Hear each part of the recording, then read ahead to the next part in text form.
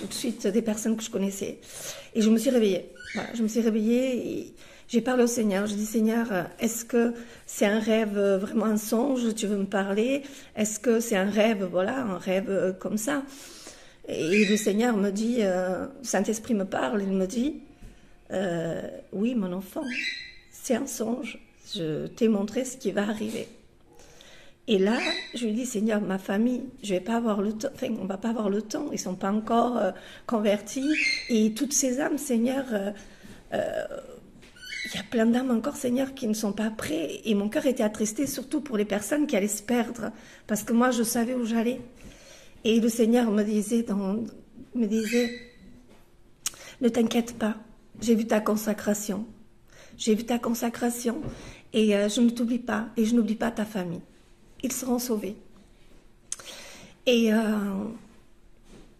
après, voilà, j'ai demandé, Seigneur, mais Seigneur, donne-moi un verset, Saint-Esprit, donne-moi un verset, montre-moi, Seigneur. Est-ce que vraiment, Seigneur, est-ce qu'il faut que je prie bien? Dis-moi, qu'est-ce qu'il faut que je fasse? Et là, le Seigneur m'a donné le verset 22 de la Bible que j'ai posté hier. Il m'a, depuis plusieurs mois, depuis presque une année, le Seigneur me donne toujours Ésaïe 51 aussi.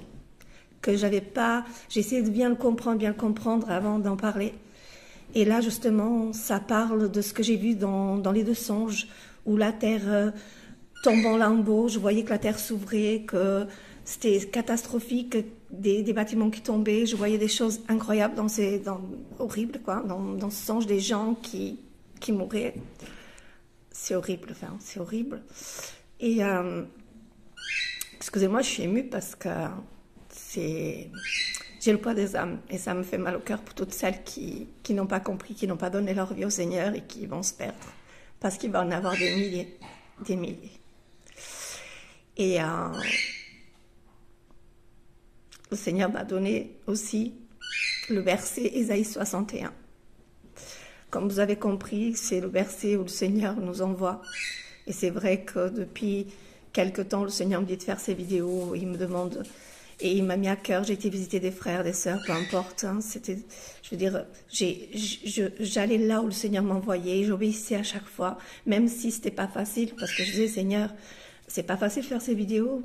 Comment les personnes vont me percevoir, comment ils vont comprendre, parce que même ma famille, même c'est pas des choses faciles, faut dire. Et là, j'ai dû apprendre à mourir en moi-même. Mourir en moi-même. Pour les chrétiens, c'est ce que ça veut dire. C'est s'oublier soi, afin que Dieu puisse prendre toute la place. Et c'est ce que j'ai fait. Et je ne regrette absolument pas. Parce que cette paix, je la vis tous les jours. Pas que quand je viens à l'église ou que j'entends les louanges, non. Cette paix du Seigneur, je la vis chaque jour, à chaque instant, à chaque moment. Même si aujourd'hui mon cœur est un peu serré, hier aussi.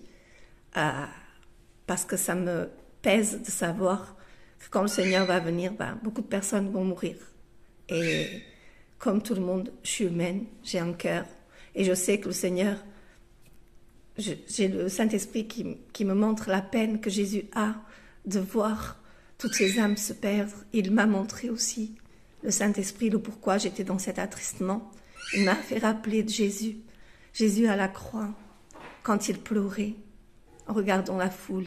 Il ne pleurait pas pour sa maman qui souffrait. Il ne pleurait pas pour toutes ces personnes qu'il aimait qui pleuraient pour lui. Il pleurait pour ceux qui se perdaient. Et aujourd'hui, mon cœur, il pleure pour tous ceux qui vont se perdre, pour tous ceux qui n'ont pas donné encore leur vie au Seigneur, pour tous ceux qui vont se perdre. Alors, j'ai un autre message, frères et sœurs, que je dois vous dire. C'est que le Seigneur m'a montré aussi qu'on doit être très vigilants. Oui. Nous les chrétiens aussi, nous les chrétiens qui ont donné nos vies au Seigneur. Parce que dans les derniers temps, l'ennemi va essayer de diviser les frères et sœurs, il va essayer de diviser les églises, et il va essayer de nous monter les uns contre les autres. Et ça, il faut faire très attention, parce que le Seigneur me montre que malgré que ton frère ou ta sœur